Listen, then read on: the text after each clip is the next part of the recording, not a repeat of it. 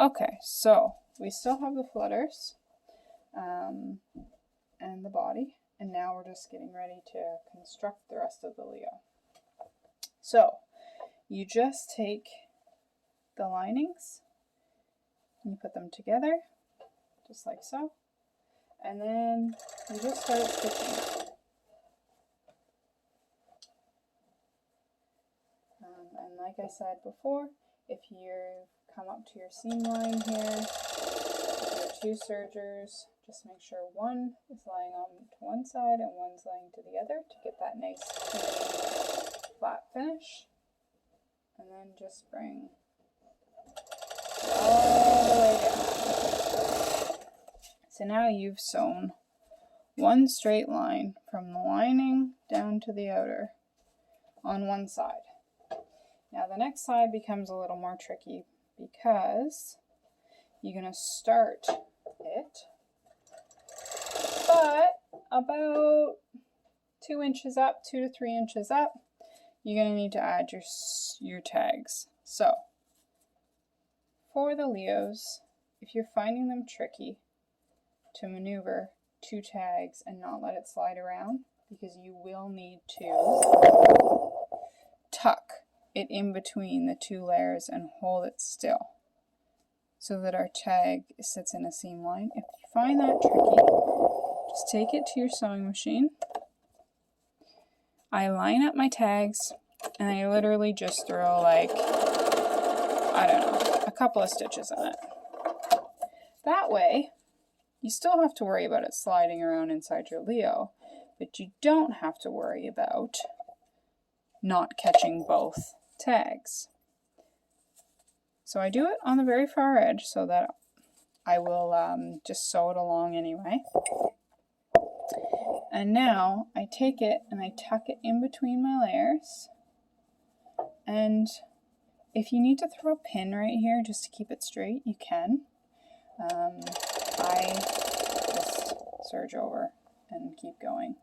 And then just finish down the same way you did before, which is to go from the lining right into the outer.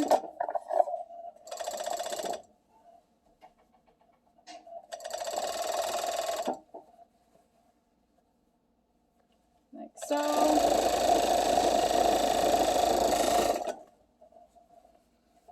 And now you've got both sides. Now you can do the bottom part. So you just want to take your bottom rounded piece and your front piece and line them up. And you want to do corner to corner. There's a little lip right here, which is hard to see. So I just start the serger here and work my way around. And then you'll see the white stitching on the orange anyway. So, as you can see, that's it. Then you have to do the same for the outer fabric. So I just line it up. You can see where I'm lining it better there. And then stitch it. Done. I trim my threads. Always trim threads. If you've sewn for me, you know that this is my pet peeve. Finished garments with loose threads everywhere.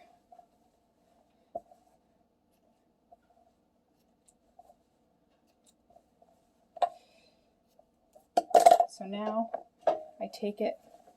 If I were to flip it this way, you've almost got a finished Leo. It looks finished except for the leg bands. So now I'm going to flip it inside out. So I've got this rusty color, squash color, I guess. And so now I need to finish off these legs. So here are my bands, right sides together. I serge the skinny sides. And again. And of course, if you're batch sewing, I will do all of the same size cuffs together, then all the same size flutters together, and or if I'm batch sewing single, sometimes I'll just throw all on my table, and as I sew the 12 to 24 or 12 to 18, I put that back on my 12 to 18 pile, and then my 2T, I throw it back on my 2T pile, and I kind of do it in a batch like that. Anyway, so I've sewn the light cuff. Now I'm going to flip it wrong sides together, sorry. And now I've got like a little mini cuff. So I take my seam where my seam line is, and I like them to sit at the bottom where the crotch would end up being. This can be tricky. If you need to quarter it, because then you get an even cuff. So I just start and I sew my seam line, and then I stop. And then I just take my cuff. It's going to be really hard to see because it's dark out. And I just take it and kind of stretch it out to where it should be. And that way I kind of have a sense at how much I need to stretch in order to make it as even as possible. And that's kind of what I do. Same thing as everything else. I just go slower, and I go section by section. The biggest thing that I find with these light cuffs is catching that lining in. So it might be something that you'll need to practice on. But it should look like this, where you've caught all the sections, and I actually almost missed here. So it's a good way to show you. See how if I would have come any closer, I would have missed. So sometimes if that happens, I don't usually stitch rip at all because it didn't actually miss it. If it missed it, I would. I'll just throw an extra like sewing machine stitch right along there just to reinforce. But for a matter of all saving time, I will skip it for now. So with my loose threads, I snip them about here, and personally I will just pick them,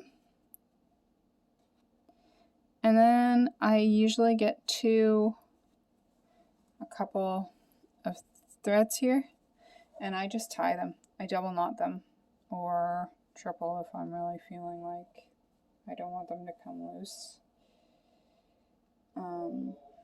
Yes, it's more time consuming probably than just snipping them off, but this way I know my customers won't get loose threads down the line where things are coming unraveled. So there you go. You can barely see it unless you know. There's my little knot right there. Alternately, if you don't like this way of doing it, you can just throw it on the serger or on the sewing machine, flip your stitching over, and then go back and forth over it a few times. But we need to do something to hold those stitches in. So usually one of those two. I know some people will pull their stitch or their serger tails back through. I find that to be even more time than just tying them off. So it's all up to you, but something has to get done and it has to look neat and tidy. So same thing, I've made my cuff. I put it in, I go to start, I stop, I fix,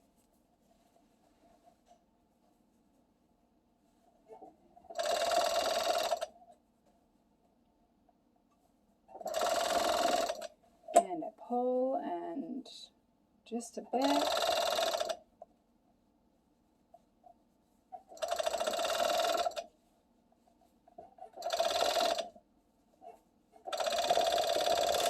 you will have to pull this evenly, because if you don't and you start by not pulling, then you'll get bunches and stuff.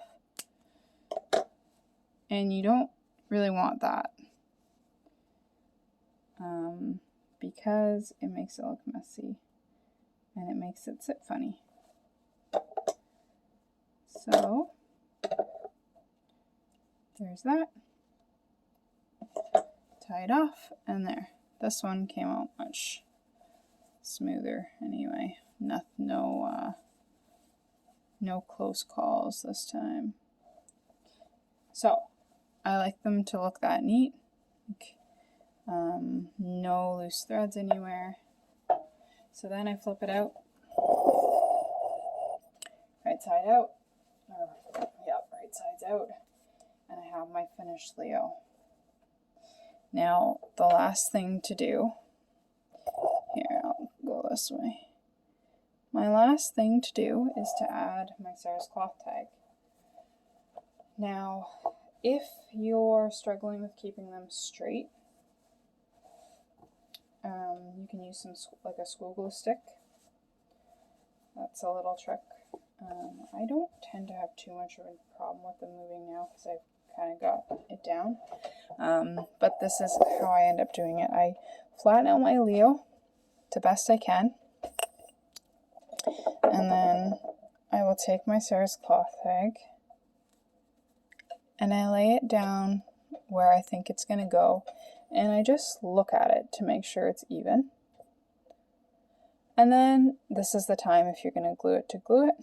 I just kind of hold it in place and bring it here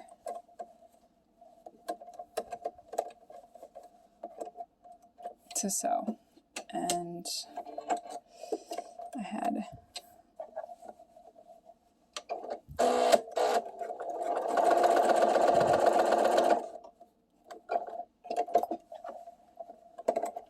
and then I just sew around my edges, as close to the edge as I can get. I tend to, if you can kind of see it on my machine, there's a little red dot there. I just line up the edge of my tag, and then it keeps my tag straight. Just a little tip there. I'm sure your sewing machine has somewhat of similar markings on it, and if not, permanent marker. So then I take and I snip and I snip, and that's it.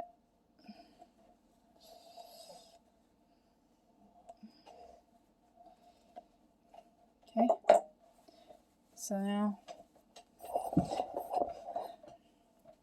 here it is. My flutters. Try and get it so that you can see it all. And then you got your cuffs down here, flutter, and then of course the back. You've got your tag, which is done. And that's it. Double check for threads and you're finished.